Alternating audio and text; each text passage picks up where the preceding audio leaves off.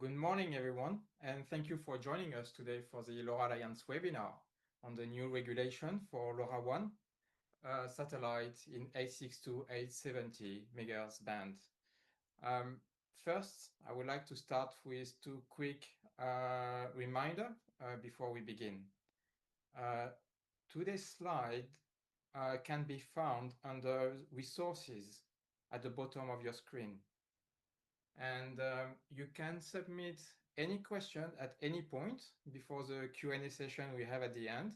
Our speaker will answer them at the end of the session. LoRa Alliance is a community. It helps members in deploying LoRaWAN technology. We bring together device manufacturer, network operators, solution provider, and universities, so we can innovate continuously and align both regulation and technology.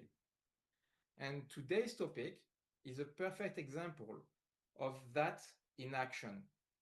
Over the past years, we carried members' needs into ongoing conversation with regulators, working hand in hand to ensure LoRaWAN satellite networks could thrive in 862 870 MHz along already installed terrestrial networks. It's not a quick process. It takes technical analysis, international coordination in many bodies, and a little patience. But the results we achieved this year are clear and predictable rules, so our ecosystem can innovate and deploy with confidence these satellite solutions.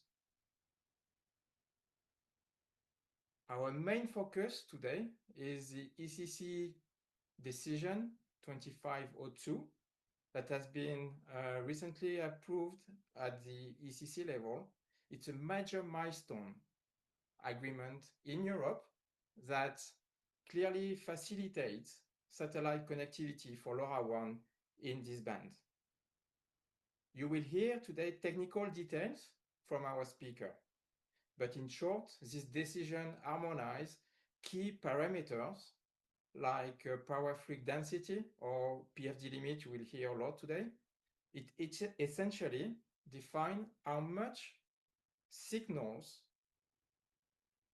power will be received from the satellite at the Earth surface level. We have already received many questions about this point, and in practice today, our speakers will also bring some clarification on that. This achievement, this new regulation matters for two big reasons. It brings certainties to the satellite operators. They now have a clear regulatory framework in Europe to design, deploy, and invest without worrying about rules that may change halfway through. But it brings us also many benefits for all the developers for LoRaWAN application. This is not just for satellite companies. It opens doors for agriculture, environmental monitoring, asset tracking, disaster recovery, and countless other applications that need reliable, long-range connectivity where terrestrial coverage is sparse or non-existent. You will also hear many real stories about already deployed LoRaWAN satellite application. Today we have three great speakers. First, we have Martin van der Hohe, the LoRaWAN regulatory and licensing lead at Lacuna Space. I remember a meeting in 2022, CPT workshop, where Martin presented a very small device, IoT device, that with just 25 milliwatts could transmit to the satellite and amaze the audience. From the beginning, Martin has patiently presented every technical details about this technology, and he helped from the beginning shape the spectrum policy at all European meetings. Next, Fazli Kaybal, spectrum and licensing manager at Plan S. He has deployed LoRaWAN over satellite in some of the most remote corners of the planet, from the middle of the Mediterranean Sea to Antarctica. And he also engaged in all aspects of the regulatory discussion in Europe and more generally everywhere in the world, shaping the future of satellite IoT. Finally, the legendary Telemaco Melia, Vice President and General Manager at EchoStar Mobile, and also the Chairman of the LoRa Alliance Satellite Task Force. He will give us a broader perspective on technical standardization for the satellite communication within the LoRa Alliance. And together, this speaker will take you from the big picture of regulatory policy right down to the practical realities of the LoRaWAN over satellites in the A6 to A70 MHz band.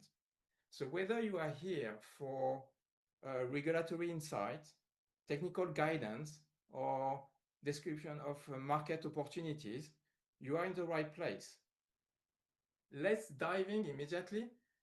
I will hand over now to Martin van der Rohe from Lacuna Space to start us off. Martin, floor is yours. Thank you, Fabien. Not only for the nice introduction, but also for the past years where we actually worked and fought together in various regulatory groups to convince people that what we do is useful, that it's completely fine, not harmful for any other users, and also implementable quite easily without changing too much. It was a large effort, and I'm very happy that we worked together, also with Fazli and others who speak later. So I want to talk a bit about what we did there, why we did that, and also what that means for the future, because we did something in Europe, but it will also on a global level bring a lot for LoRa Alliance members and satellite IoT system operators in general. So Lacuna actually started satellite IoT a few years ago. Next week, we'll turn 9 years old, actually. So quite a long time already that we are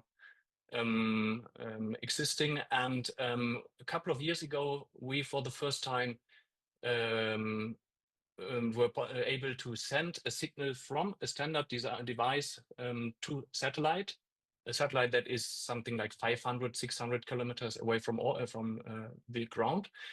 And with that, we're able to show that you can reach satellites, that you can close the link, and that you can actually connect places that could not be connected before.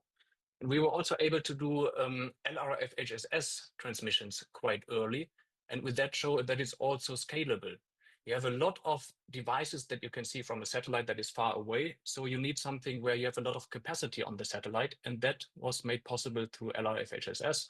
So we did that tech demo quite early and thought, okay, we'll build a company and in the end, actually also an ecosystem or an industry through that, because this actually made it possible to connect the unconnected places through the satellite systems. We have launched a few satellites already and are currently building up a larger and larger constellation as the demand is rising by users all over the world.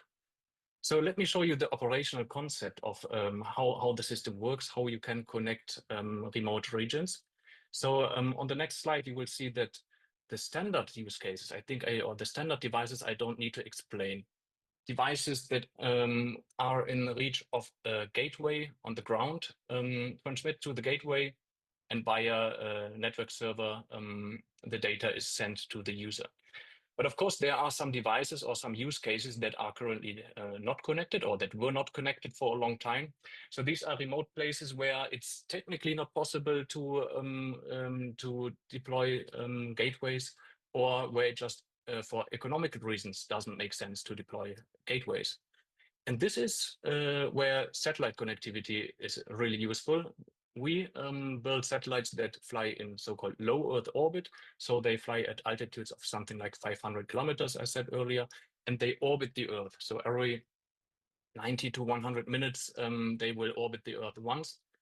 And whenever they are in view of a device, the device transmits the data to the satellite stores the data, and then when it's in view of a satellite ground station, forwards the data to the user, very similar to how the terrestrial gateways would forward the data to the user.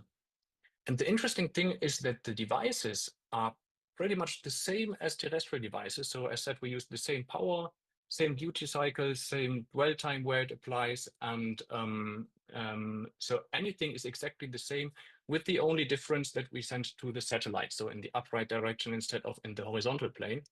But other than that, you do not really change anything or need to change anything. And this is why we want to operate in SRD and ISM bands, so in 868 megahertz and 915 megahertz, just because these are the bands where hardware can be unmodified as much as possible. So this is how the concept works. This is what we had in mind when Lacuna was founded, or when we came up with a concept. So we have shown a proof of concept, as said earlier, quite early. We have developed our business case, as you can see on the next slide. We have actually licensed or registered a satellite constellation with the ITU, which is the international body that regulates things. And as said, we are working with license-exempt devices. So the devices themselves transmit to the satellite using the same regulations and the same power limits as terrestrial systems. So actually we were quite early ready for market. In theory, yes, but it is a system where we operate a satellite in a terrestrial frequency band, so where terrestrial applications are at home, let's say. And this is something that is, let's say, a gray zone. It was completely allowed. There's nothing that prevents us from doing this, but there was no framework. And so regulators always like to have a framework. Regulators want to regulate. So as shown on the next slide, the regulators, when we showed them this, Fabio told the story of us presenting this a few years back, the small device to regulators, they said, okay, we can't really say anything against it, but we want to put that into words and to put that into a framework, as said. And to be honest, we like this too, because this also helps us to tell users, well, what we do is covered by this and that framework. So it's all fine. You don't have to worry about this. So we said, let's work together with the regulators, and some of them were very supportive. We appreciate this a lot, all the work that they did with us over the years. So they asked us, first, we want to understand how the system works. And I just explained this a couple of slides ago, the operational concept, how it works. Then they wanted to see that there is a market, that it's not only one company that has a crazy idea, but it's actually many satellite companies that want to do similar things, and also that there is enough demand by the users on the ground and by the remote places that it makes sense to look into the regulations. They don't want to waste time for a crazy idea that is never implemented, of course. And then most importantly for us, for the LoRa Alliance as well, we have to show that it's not harmful for other users. So obviously, if the LoRa Alliance, which is based on a terrestrial ecosystem, you don't want to build or implement something that is then harmful for the ecosystem. And so we showed it's not harmful. The devices that sent to the satellite, as said, use the same power. And we also had to show that what we receive from the satellite on the ground is not harmful as well. So these are all things what you had to do. So we did studies, we did proof of concepts. We actually also measured with satellite monitoring stations, as you can see on the bottom right here, that it's that the power that is received on the ground is not higher than what we told the regulators what we would do. So we did all of that, and the regulators in the end, as shown on the next slide, then regulated and came up with frameworks, let's say, for both the uplink case and the downlink case. The uplink, so device to the satellite, as said many times now, is exactly the same from the regulatory perspective as terrestrial things. use the same power, dwell time, duty cycle, and so on. And this was recognized by the European regulators in this ECC report 357 that I'm referring to here. Read the report for more details. I'm also happy to answer more questions on that later. But this really explains the idea and why it's feasible and why it's covered already by the existing regulations. The downlink is a bit different because here we send from the satellite to the device in a non-satellite band. And so we had to look into how can this be implemented, approved. And quickly the regulator said, well, if the power is negligible, the impact on other devices, then we can definitely implement it. So we checked which power is received on the ground when we can still close our link, so when we can still reach the devices. And this power was found to actually be so negligible that we don't even need a duty cycle. We could connect so many devices or so many satellites could transmit at the same time to ground that it's far more than ever you could imagine that would use the band at the same time. And so we said, well, we don't need a duty cycle. And also it doesn't make that much sense because the satellites orbit the Earth, at least ours. And so if you put a duty cycle on it, the duty cycle will never impact the location for which you actually implemented the duty cycle.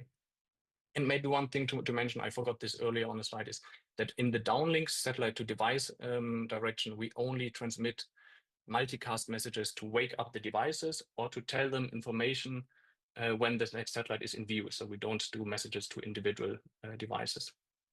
So on the next slide, so this is basically what we've done in the past. And what is next? So we want to build, based on the success that we have in Europe, do the same in other markets as well. So we reach out to other regions. Regulators are actually quite interested in this ECC decision that was released and say, hey, we can do something similar in our country. If you are in a country where we don't have market access yet or not a framework like that, reach out to us either as a solution provider or as a user. We can work together because it always helps to convince the regulator if you show that there's demand, if you show the national benefit, or if you want to build your own satellite system.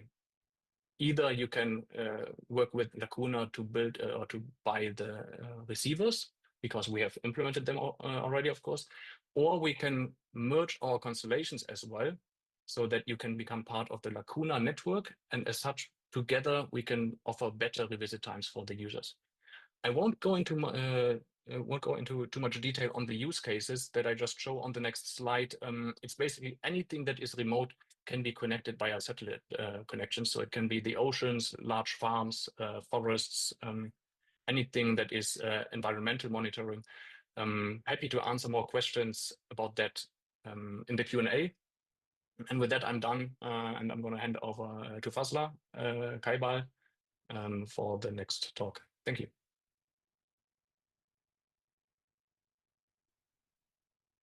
Thank you. First of all, thank you, Fabian, for your nice words and good day. And my name is Fazli Kaybal. I am Head of Spectrum and Regulatory Affairs at PLNS. It's a pleasure to be part of this discussion. And Martin well explained the details, technical details of our connectivity solutions. Now I am going to mention what this decision means and what standard-based solutions means. Now I will start with introduction of PLNS. PLNS was founded in 2021 in Ankara, Turkey. Today we have over 130 employees building and operating our own satellites. In just our first 4 years, we have launched and put into operation 17 satellites. Our vision is to become a premier space technology company. And PLNS is a member of global organization, and we are actively contributing to works under there.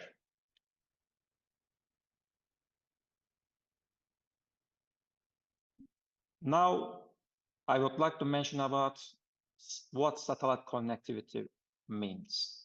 Today's world demands connectivity everywhere, from remote villages to farms to vessels at sea. The key question is that how this should be possible. At PLNS, our answer is standard-based, scalable, and affordable satellite solutions that can complement terrestrial networks.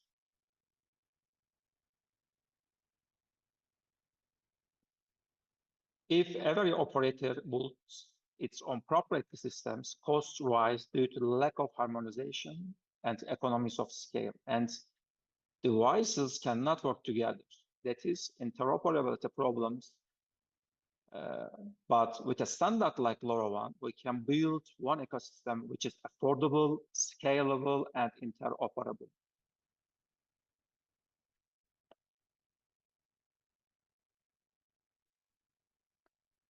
Now, I would like to talk about what benefits satellite connectivity brings to the table.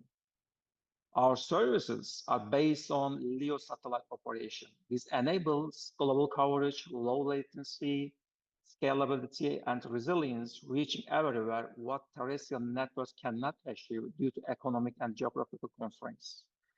And these are the common features of satellite operations. The important aspect here is that our solution is based on LoRaWAN standards. By employing LoRaWAN standard, our solution has become a part of a global ecosystem, enabling interoperable and cost-efficient solution to us, with harmonization and economies of scale that LoRaWAN standard presents. Therefore, the same device based on LoRaWAN standards works seamlessly across both satellite and terrestrial networks. This makes the solution simple, affordable, and transformative.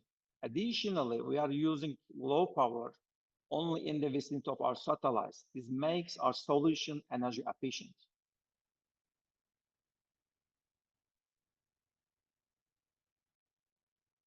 Now that we have seen why standards are important and what satellite connectivity enables, the natural question is, how do we make this vision a reality?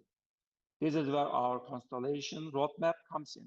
Revisit time is critical because it directly determines at which interval your terminals communicate with satellites. So it directly affects quality of service satellite networks deliver. We started a preparation and proof of concept phase with 5 test satellites. Now we are finalizing the initial phase with 16 satellites in January next year. Then we enter the expansion phase to reduce revisit times to under 1 hour with more than 72 satellites. And by 2031, we will reach more than 100 satellites operating at full capacity with revisit time less than 15 minutes.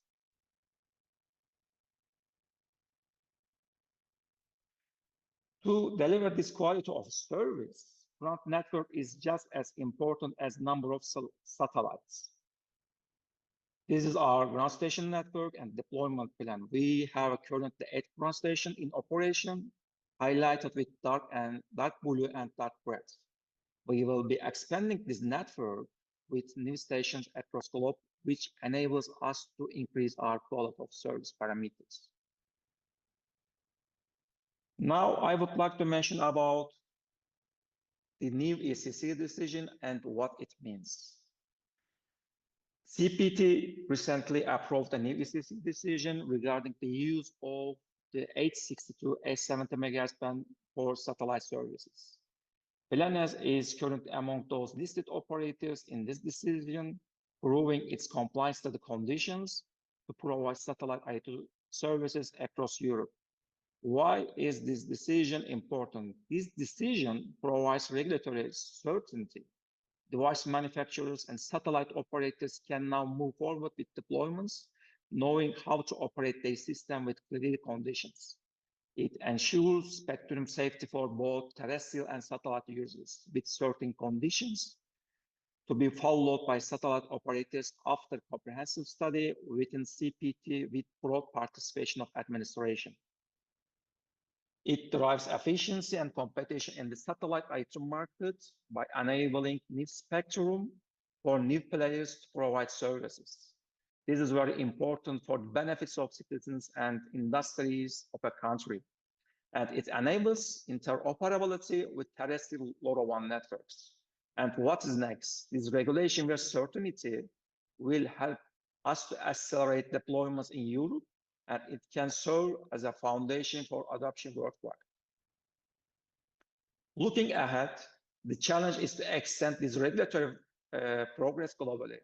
Our target is to engage with regional telecommunication bodies to extend this framework to other regions by adding frequency bands that LoRaWAN supports in other parts of the world.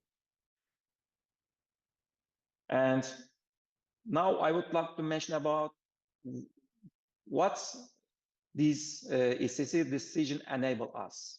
First, we can cover the uncovered, connecting remote farms, vessels at sea, logistic corridors, and even wildlife monitoring areas where terrestrial network has no coverage. Second, we enable robust and resilient connectivity, providing backup connections during disasters and outage when terrestrial networks can fail. And third, we built one ecosystem. This is the most important one. By leveraging the global LoRaWAN ecosystem, we provide scalable, cost-efficient solutions that expand coverage and support the fast-growing IoT markets. Now, I would like to mention some use cases that we have developed so far.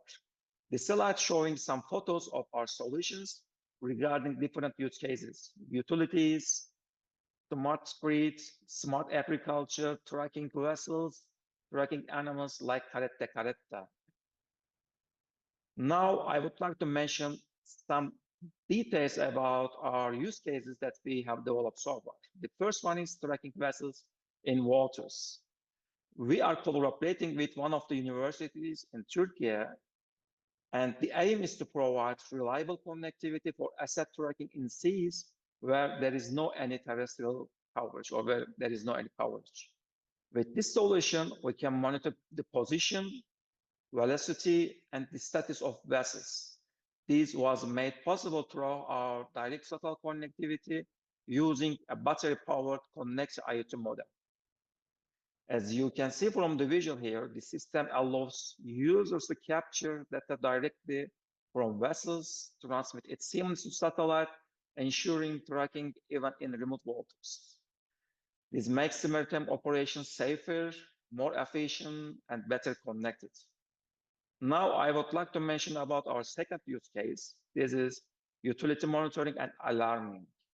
On this slide, I would like to highlight our solution on utility monitoring and alarming. We are collaborating with energy and water distribution companies to provide reliable monitoring solution.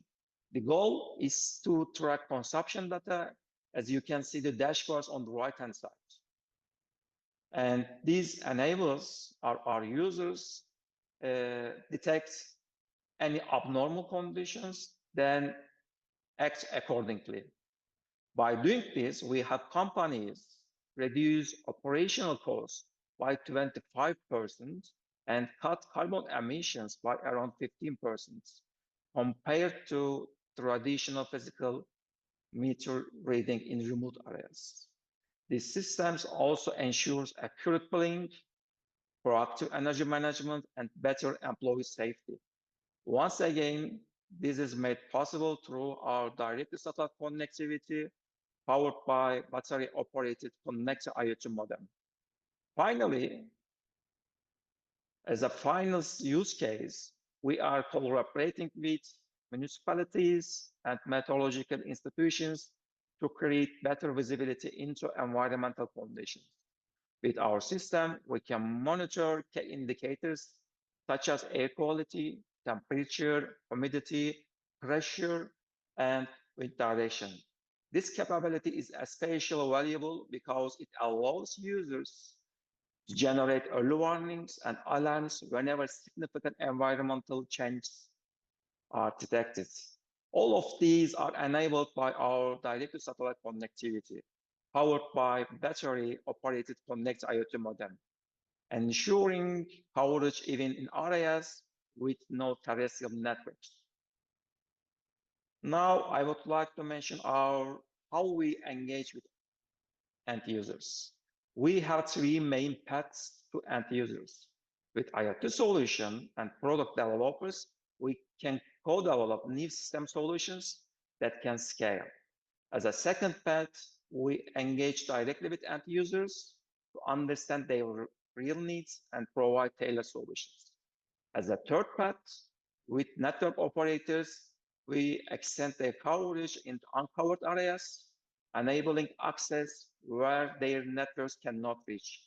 In this way, PLNS acts as a bridge between network operators and end users.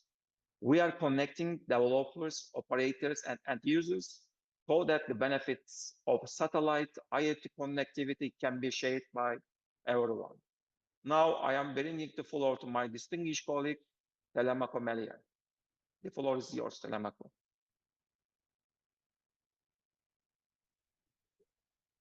Thank you, Fazli. Hello, everyone. Happy to be part of this exciting webinar on the use of satellite connectivity in light of the decision of the ECC. My intervention here is primarily around the transition activities that the LoRa Alliance is taking to enable satellite, and just to give you a perspective of what we are doing.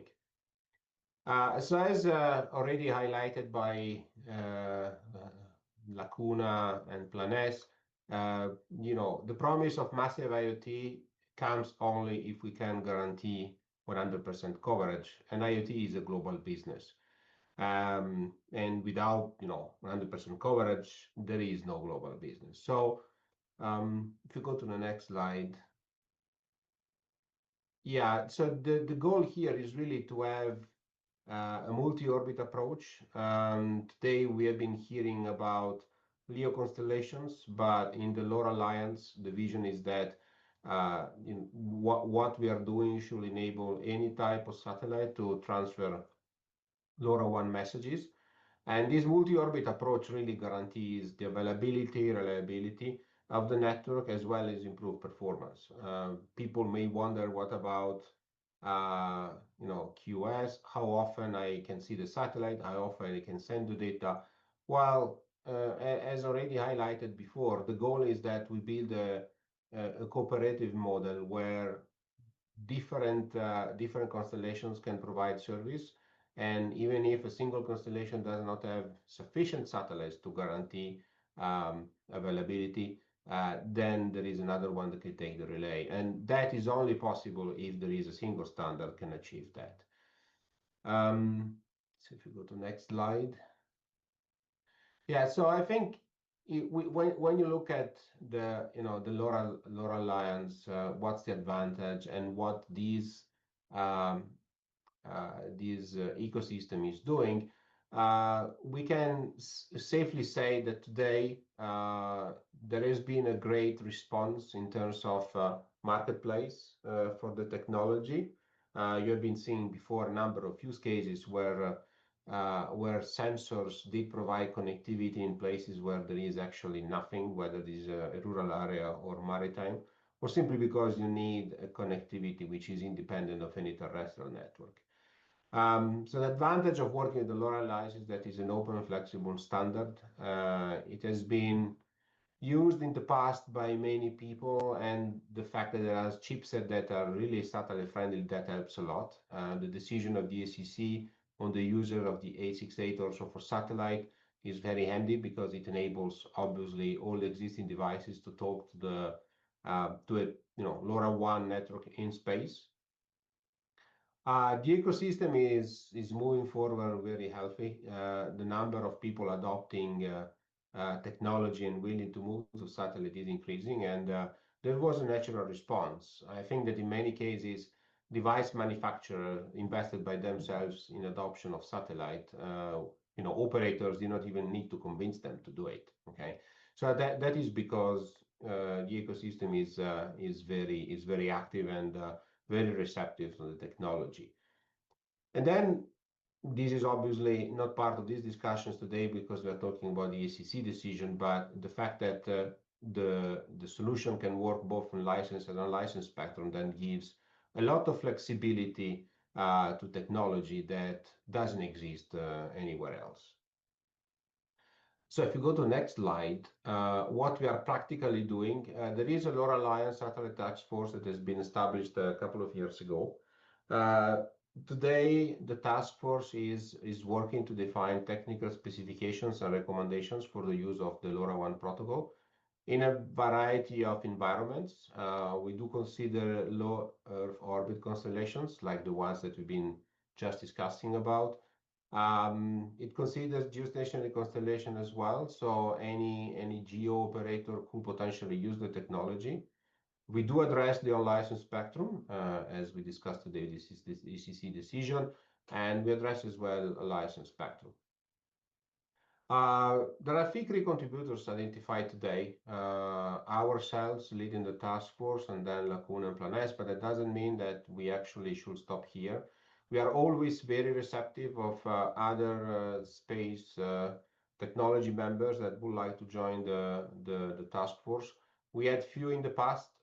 They come and they leave, but these are the key contributors today. But this is a call for action. Any satellite operator interested in joining and expressing their own perspective, you are very welcome. In terms of roadmap, we do have 2 key documents. One that relates to the regional parameters for satellites. So the goal is to define a region, satellite region, where you do have key parameters specified, and then technical specifications for satellite operation, essentially what a device is supposed to do when it wants to talk to satellite.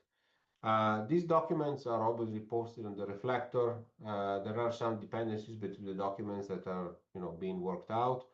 Not everything is fleshed out, but I think we are doing good progress.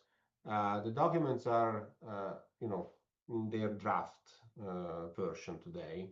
The goal is that we can send these to review to the technical committee by the end of the year.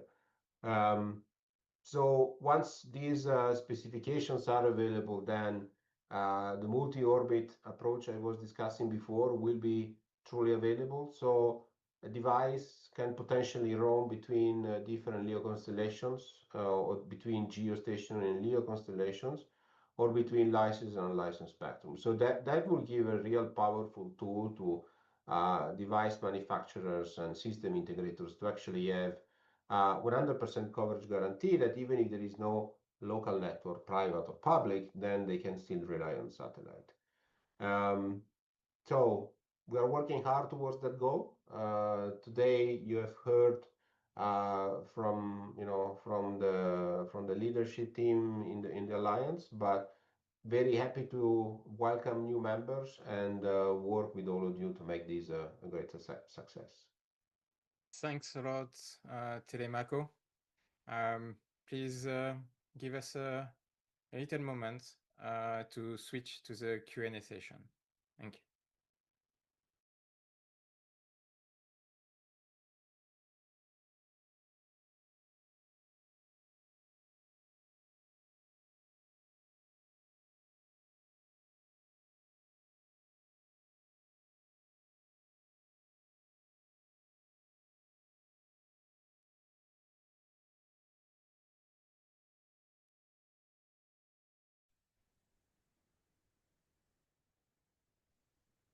Just a moment while we get connected.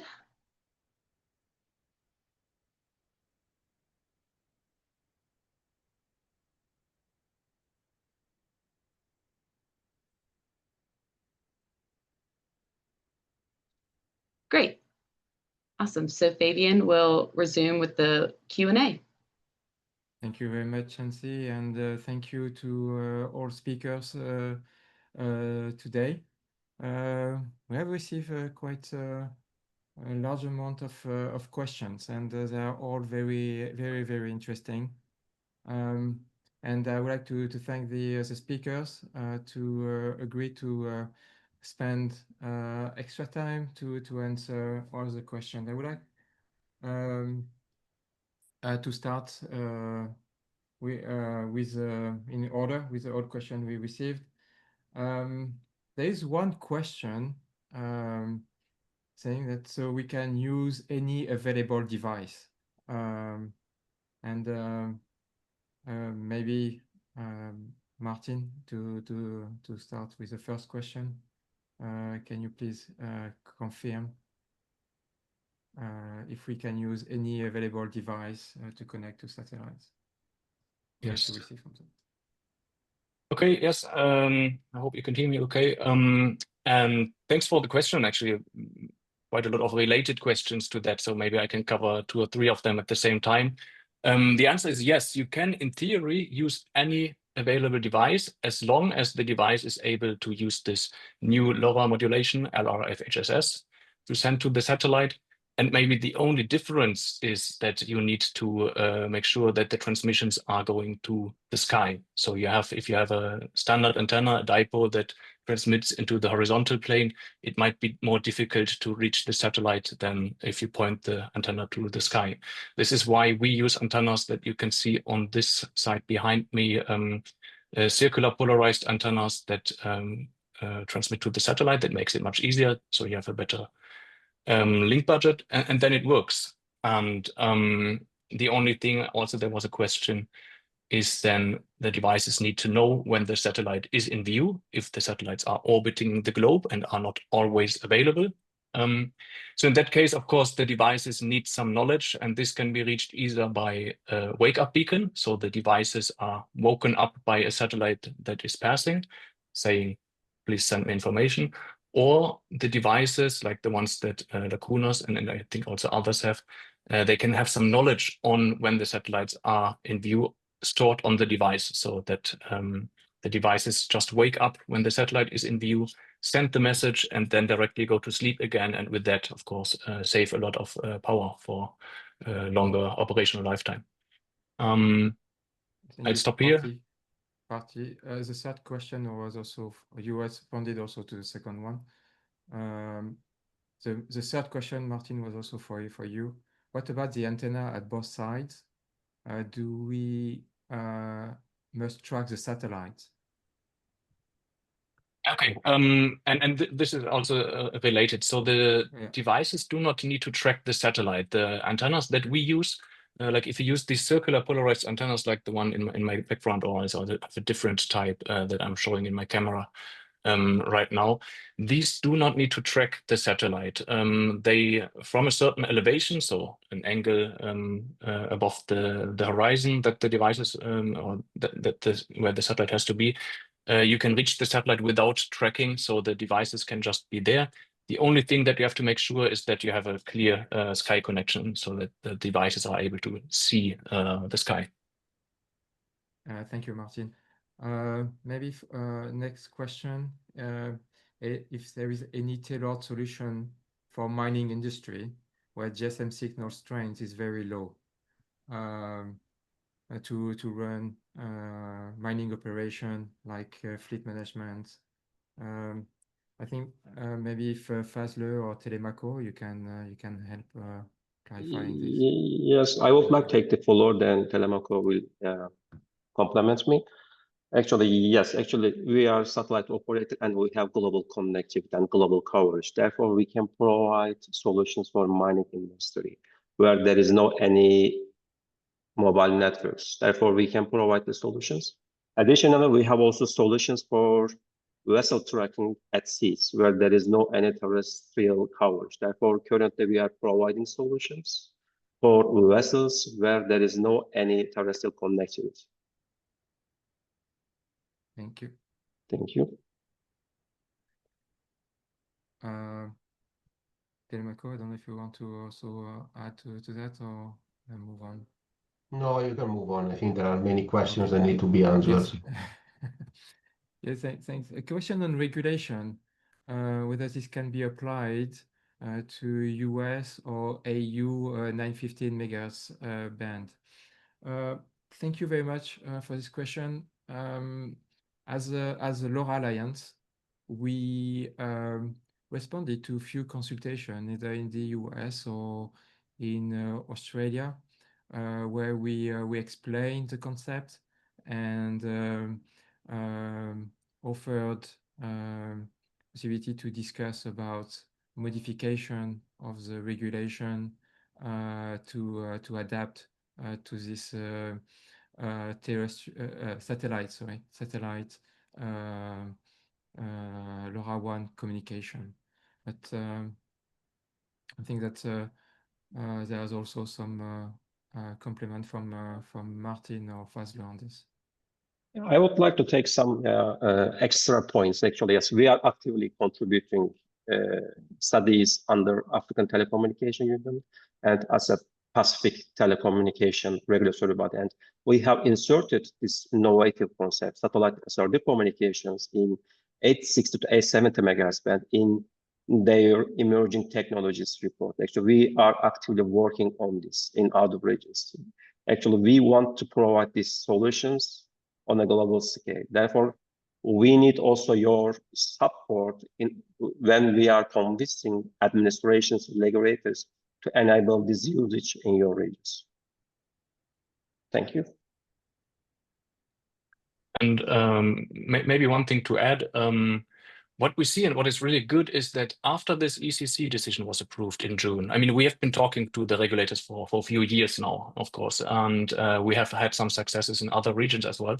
But since Europe did the decision to approve what we are doing and to just confirm that it's all fine, the others are also opening up more and more to the whole concept. So this year was really an accelerator, a first start in Europe, but this accelerates also what we're doing in other regions. So we can say, yes, what we are doing in Europe or what we have done here is also applicable in other regions like the US or Australia and others.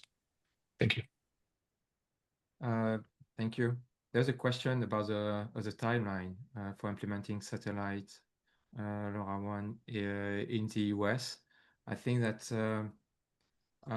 as indicated that there were some contribution to start this process, but it's very difficult at this stage see when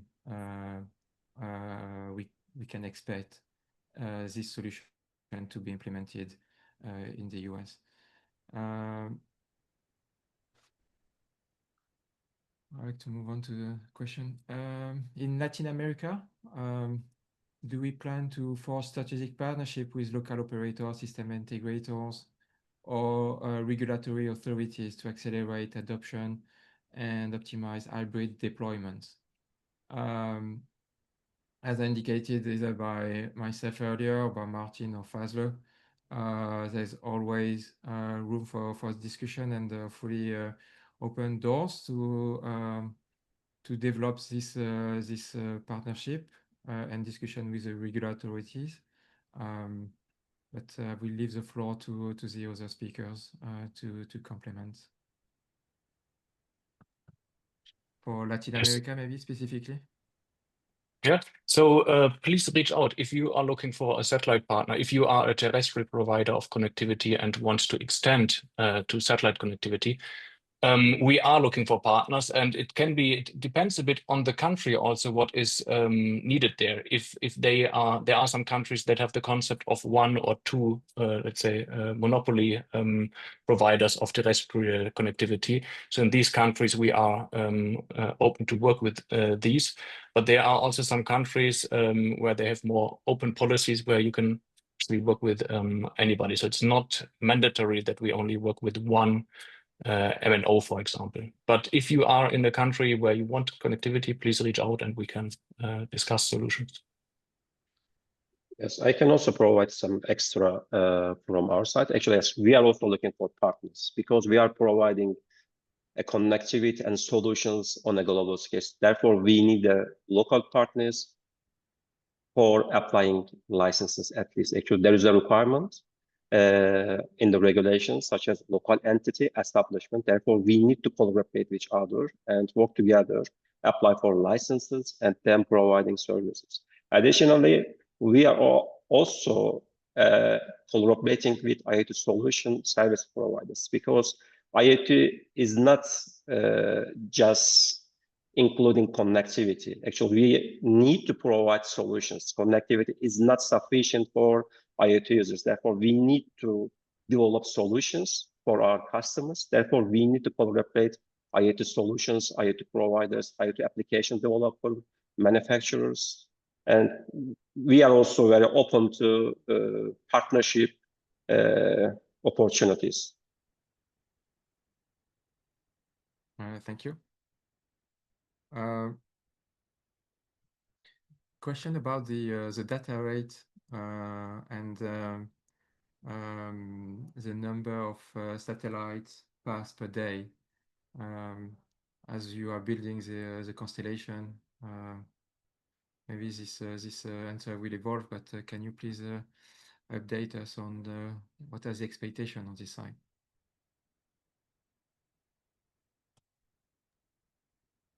I'm not sure what the data rate question is, but so it depends a bit. I mean, you have to see that IoT constellations, you have to scale up based on demand. But this is also the nice thing about satellite connectivity. As demand increases, you can launch more and more satellites. Most use cases that we've seen are like the very remote use cases are about only one transmission that is needed per day, or maybe 2 or 3 per day. And this is what we can definitely cover right now. And then it depends a bit on if you need more connections on the region where you are. So because at the poles you have more connectivity, at least for LEO systems, than at the equator. So here again, it's most interesting is to discuss your specific use case, your location in detail. Just reach out, find on lacuna.space the contact form, and find out more. Thank you. Maybe Fazli, if you want to answer as well. I will also join another question about the QoS. Where there was a question whether it depends of the terrain stations. Maybe can merge these 2 questions about the QoS and the number of paths per day. Thank you.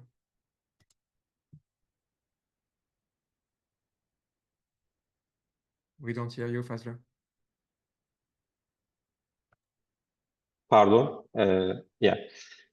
Actually, the number of paths depends on the orbital parameters and number of satellites. And currently we have 12 satellites at the moment based on LoRaWAN connectivity. And we are providing average revisit time, which means that you can communicate with satellites at this interval. And currently our average revisit time is about 6 hours. And we aim to reduce this average revisit time to 3 hours with the launch of 4 additional satellites in January this year. And we aim to launch more satellites. And actually, we aim to launch more than 100 satellites. And these bring us to provide connectivity 15 minutes average revisit time. For the second question, it is about the gateway stations, quality of service. Actually, yes, we are based on store and forward. Actually, we first store the data collecting from IoT sensors, then we download this data to our gateway stations. Therefore, the delay that we receive from IoT terminals to send this data to our customers depends on the number of satellites, as well as the gateway and gateway locations. Therefore, gateways also determines the latency in data packets received from the IoT terminals to relate to customers. Thank you. Thank you.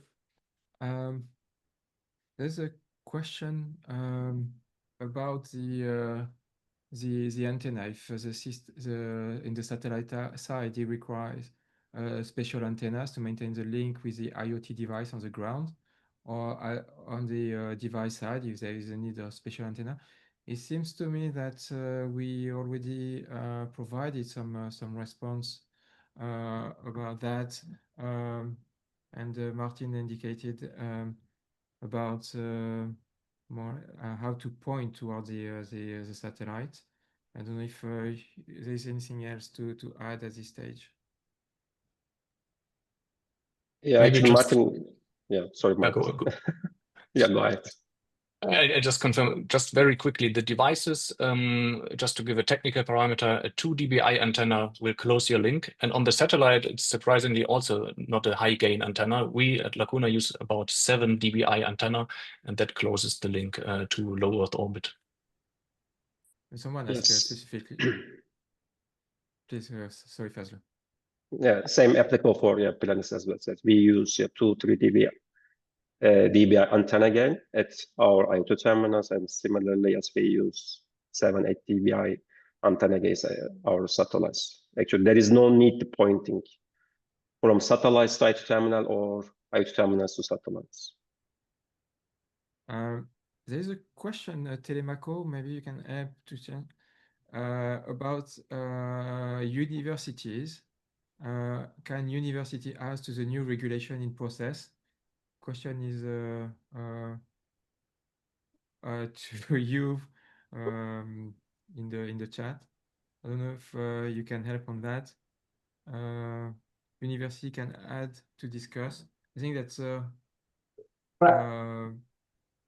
yeah, I mean, yeah, the satellite task force is open to anyone that you may want to join. Obviously, we value feedback and contributions from people implementing live systems. Primarily today has been us, Lacuna, and Planes. But obviously, we welcome experts from different fields if there are activities, in the university going on that are relevant to what we do. So we're open. Obviously, there is a need to have working solutions. So experimental platforms are probably not the focus in the first instance, but if there is valuable feedback to be considered, of course, we are open to discuss. And anyone can join any point in time. No need to contribute. You can still be there to listen and learn, which is always good for the community. Thank you, Telemaco. Question about the Doppler shift in the 868 and the 915 band. How is it mitigated? Martin, maybe you can start with. By very clever receivers on the satellite. No, but actually, it's a very good question because you like the satellites travel with something like 7 to 8 kilometers per second. So Doppler shift is something that you definitely see on the satellites and on the ground for the receptions from satellite to the ground. But it is not an issue, and particularly with LRF-HSS, it's not an issue. So even for low Earth orbits, which are the fastest orbits, you could say, Doppler shift is not an issue for LoRaWAN. It might be an issue for other modulations, but for LoRa modulation, it is not. Thank you. Telemaco and Fazli, if you want to intervene, don't hesitate. Yeah, I fully agree with Martin, yes. Okay, great. A question about how to connect the sensor to the satellite. If there's someone has a humidity sensor, for example, practically I can connect to your satellites in practice. So in theory, you have the humidity sensor, you connect it to any LoRaWAN chip that is able to do LRF-HSS, and you send to the satellite whenever it is in view. Of course, I mentioned the things, or we mentioned the things about the satellite. The device needs to know when the satellite is there to receive the message. But in theory, you can build your own sensors. There was another question. You don't need to buy Lacuna or Plan S device to connect to one of our satellites. You can build your own devices. These just are making it easier for you to get started. You can also buy these sensors. All of our sensors have the connectivity. They have SPI, I2C interfaces, UART interfaces that you can connect one of your sensors to our devices, but you are also free to build your own devices to connect to the satellite. So this is not a gateway. This here is a sensor, or this can be used as a sensor that sends directly to satellite, or you use your own sensor. Thank you. Yeah, I can also provide some further information. Yes, yeah, we have some interfaces which you can connect your devices, your sensors, communicate with our IoT module. Then this module communicate with satellites to transmit your sensor data to our satellite network. Then finally deliver this data to your servers, your application layers. A question about the how you mitigate the noise, temperature, and interference issues. Something that has been extensively discussed at the CEPT level already. Can you maybe add a little bit to the audience? The question is about how we combat or how terrestrial. How to mitigate the interference issue. I think that it has been extensively addressed at the CEPT level before adopting the decision, but maybe can see what is implemented to avoid the interference.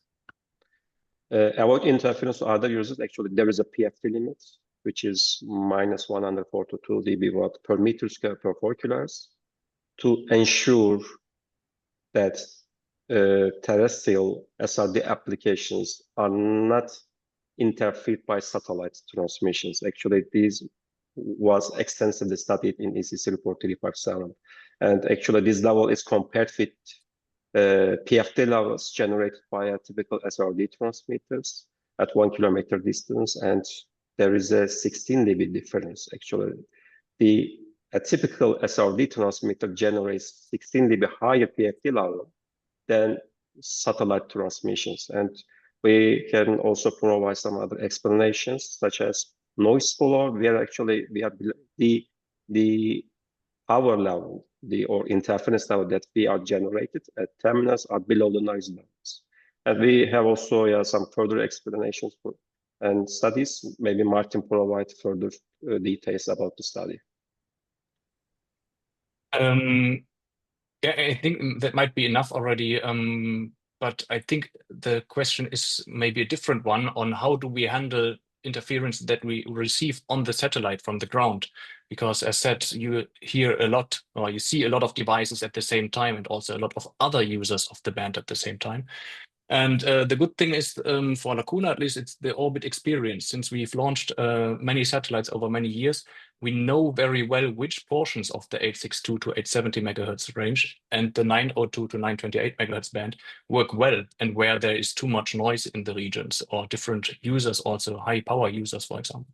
So we are aware of anything that happens in the band and can choose the sweet spots for our connectivity to send in this frequency slots so that we can receive the messages. So although there is interference, that's definitely clear in these bands, we can live with it because we know where it is and when it is. Yeah, I can also provide some further details. Actually, LoRa and LR-FHSS technology are also robust to interference. Yes, Martin is right. We first look at the spectrum and find a suitable range which are not affected too much SRD applications on the ground. Then we select the frequency channels and use these channels to communicate with satellites. Thank you.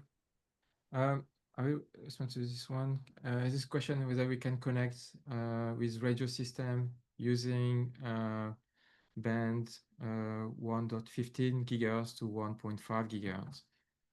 So answer is so the LoRaWAN communication with satellite are only in the 8.6 to 8.70 in Europe, and could adapt to different different band in different regions, but band where we have LoRaWAN regional profile. So for the time being, is below 1 gigahertz only.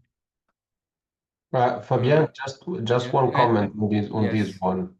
The satellite task force is actually working on defining specifications that will work on different systems, which include the geostationary and non-geostationary, licensed and unlicensed spectrum. So, and the licensed spectrum includes spectrum which is above 1 gigahertz. So potentially, depending on people, if people do have licenses for this spectrum, and I don't know what constellation you're using, you could potentially use the same chipset in the 1.5. Yes, sorry. There is a question I think that we already addressed, but I think that maybe it's worth to repeat. The question if we have any insight about LoRa physical layer. is it the same as the one commonly used for terrestrial networks? Or each one of you did your own trick to the physical layer to make it more suitable for satellite communication?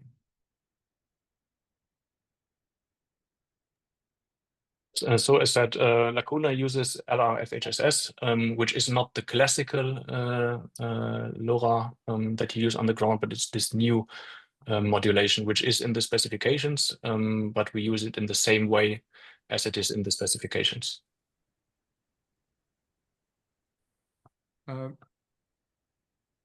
Yeah, confirmed. Also on our side, we use a LoRa FHSS, which is the best solution for satellite from a physical layer standpoint. Yes, we also use LRFHSS in the uplink directions. In the downlink, we use LoRa.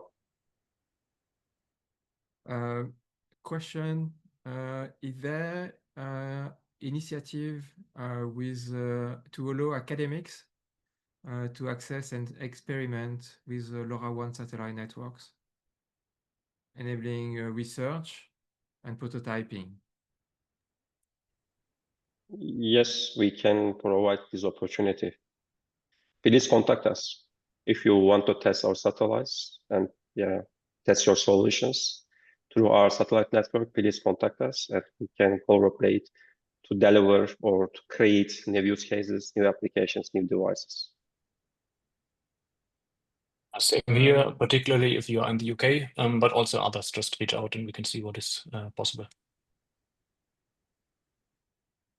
There's still a lot of questions. I'm not sure that we will be able to go through all the questions. I try to pick a few more. And I'm just going to cut in right here and just mention that for the presenters, you can feel free to start typing answers so that we can get to more of them. Actually, the question is very relevant to our webinar. What is the maximum transmit power needed to reach the satellite at LEO constellations? I think we should answer these questions. We use the same power level with terrestrial SRD devices. Therefore, for Europe, we are using only 25 milliwatt ERP to communicate with satellites. There is one that I think that is worth to clarify as well. His question is, will it be possible to send individual downlinks to nodes via satellite connection? I think that it's been addressed, but it's worth to clarify that. So it depends on the service, but I can speak for Lacuna that we do not plan this since we have a quite big footprint in the downlink and we only do messages to all devices telling them wake up, send a signal, or we tell them what we call device control. We tell them the orbit information of the satellites so that the devices can calculate themselves when the satellite is in view. And there was also a question on this, how do the devices calculate when the satellite is in view? And there are algorithms.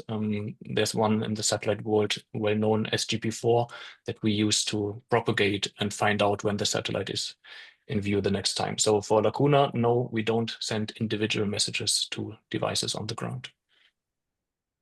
Actually, this is also restricted by the regulations. We are only able to transmit multicast message, not individual message.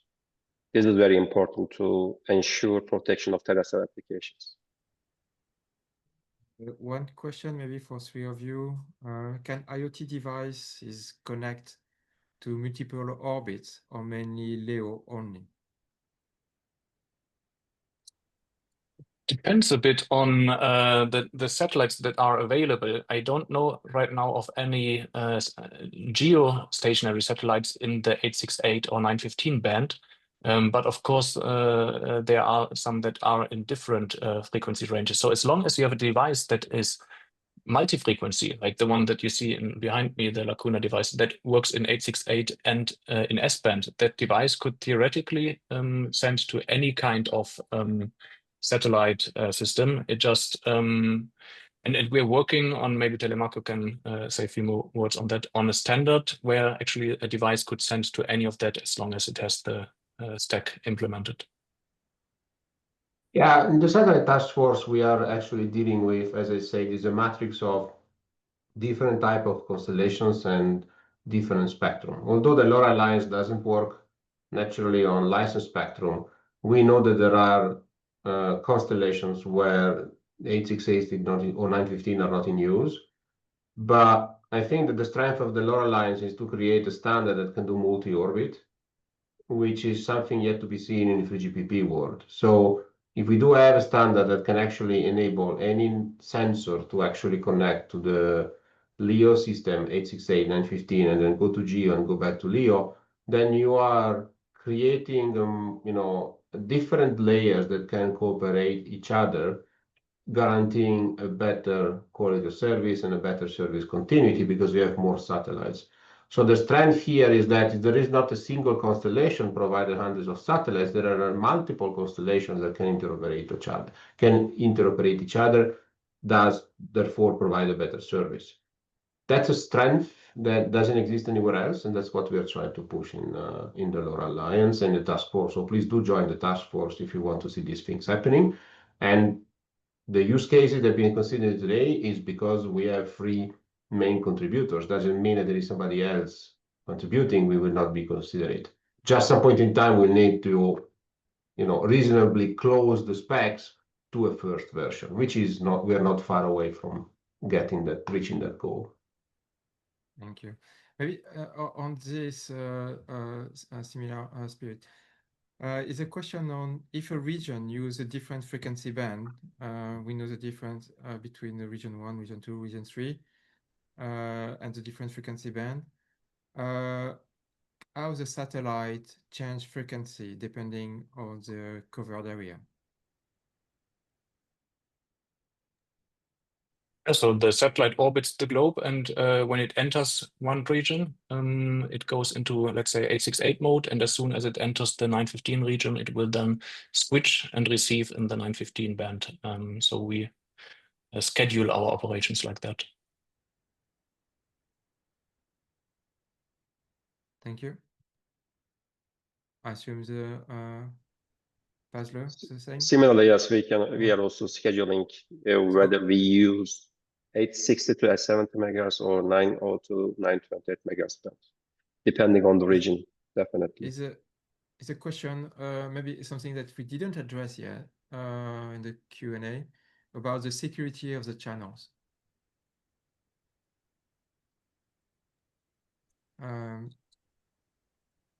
In general, it's the same as LoRaWAN. Oh, sorry, go ahead. There's something that has been also addressed in the CPT discussion.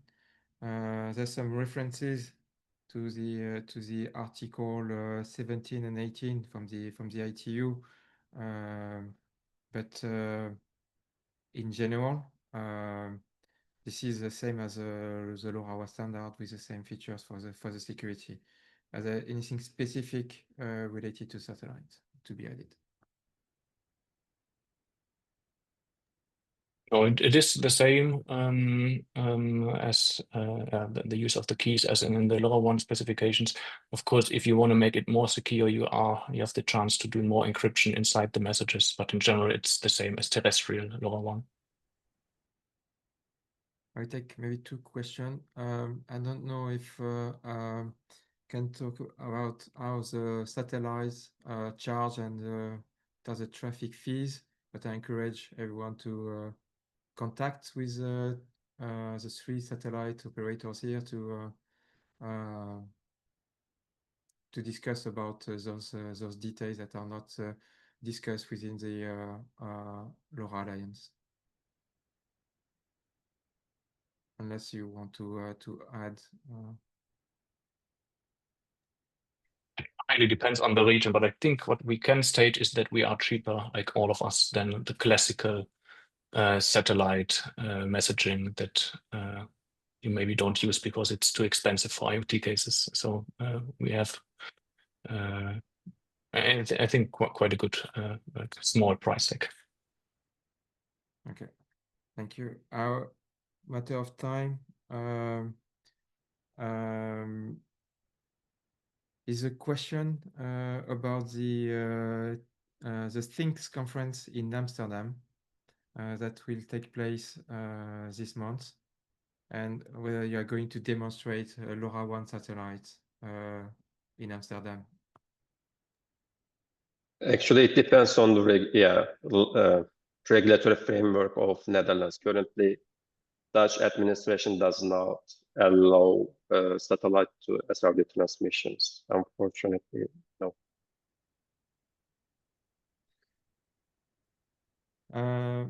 And last one,